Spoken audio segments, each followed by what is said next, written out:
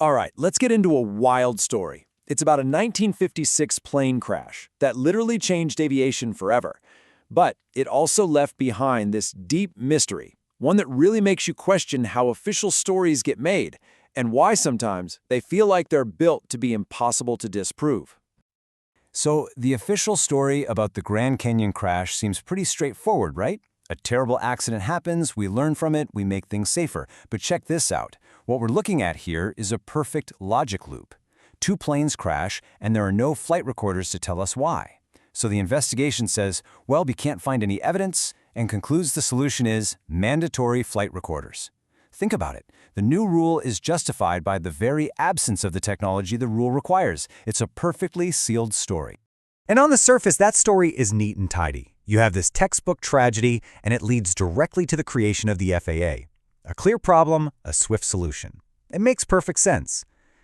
But when you actually start to look closer at the details of the crash itself, some serious cracks start to show up in that clean narrative. And as we're about to see, the official story isn't nearly as simple as it sounds. There are some really big contradictions here that just don't line up with the idea that this was just a tragic, random accident. Okay, first up, the weather. The official report blames these huge tower and cumulus clouds, right? It suggests the pilots just couldn't see each other. But here's the paradox. If the clouds were really that bad, if visibility was that poor, then those pilots were using the wrong flight rules. Flying by sight, what they call VFR, in those conditions is a huge no-no. So the official cause of the crash also means the pilots were breaking major rules. It just doesn't quite add up. Then you have the math. I mean, just look at that number. The airspace over the Grand Canyon is just massive. We're talking thousands and thousands of cubic miles of open sky. The odds of two planes, just by random chance, trying to occupy the exact same tiny piece of sky at the exact same second, it's practically zero. Statistically, it's just absurd. And this quote is what really drives that point home. It shows why the odds was so low, because it probably wasn't random at all. According to some sources, both pilots were intentionally going off their flight paths. Why? To give the passengers a better view of the canyon. They were flying to the same spot at the same altitude on purpose. They were deliberately converging. So, okay, that raises a really obvious question. If taking a little scenic detour was just a common thing pilots did, an unofficial perk of the job and what was basically a tourist highway in the sky, then why was this crash so special? Why weren't planes bumping into each other over the canyon all the time? Well, here's the thing. There were other crashes. A lot of them, actually. 65 mid-air collisions in just the 5 years before this one. But this one was different. None of those other crashes happened over a hugely famous symbolic American landmark, and none of them led to such a massive sweeping expansion of federal power. So you have to ask, was this just another tragic accident? Or does it fit into a bigger, more familiar pattern?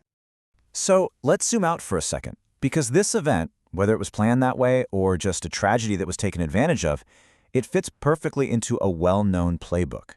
It's a pattern we've seen again and again throughout history to get the public on board with something and to consolidate power. It's called the crisis-response-consolidation cycle, and it's a really simple but crazy effective formula. A shocking event happens, it creates public fear, and everyone demands a solution. And, what do you know, the solution just so happens to benefit the very people and institutions who are proposing it. And it has 4 distinct phases. And this isn't some fringe idea. It's a historical blueprint. It works like this. First, you get the crisis, often one where the evidence is a mess or maybe even destroyed.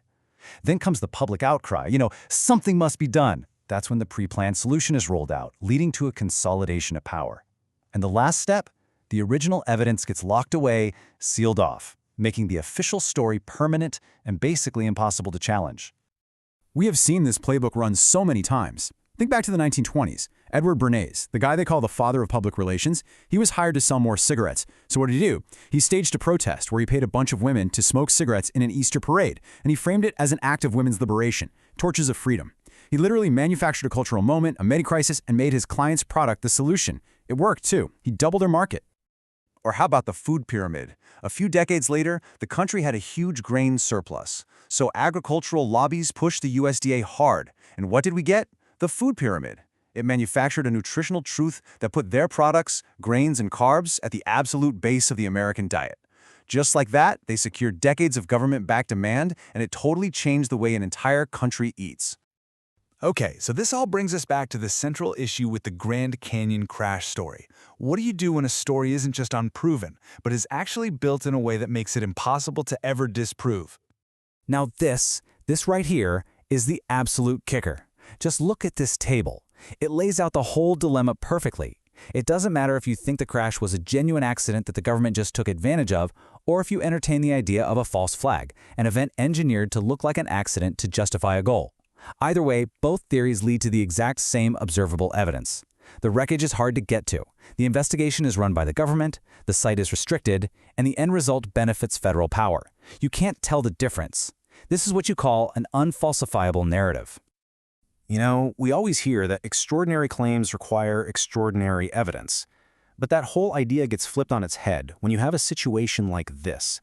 When the people telling the story are also the ones who control all the evidence, when they're basically investigating themselves, and when they directly benefit from their own conclusions, well, at that point, being skeptical isn't cynical. It's the most rational position to take.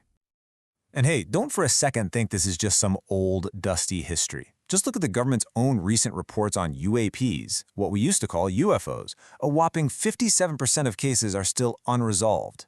And why? Not because they're aliens, but because, and this is the key, there just isn't enough good data to make a call. It's a modern-day evidential vacuum, where the official answer is basically just a shrug and an I don't know.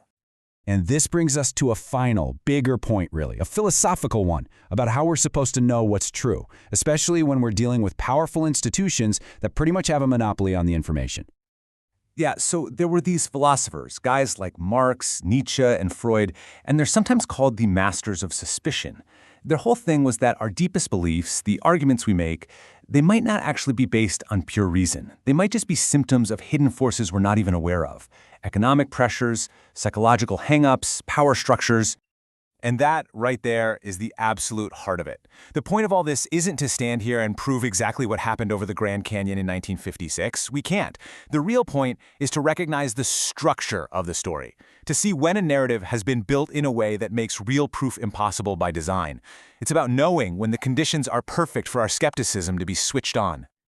So I'll leave you with this final thought to chew on. When the storyteller is also the one who controls the story, controls all the evidence, and benefits from the ending, who really has the burden of proof?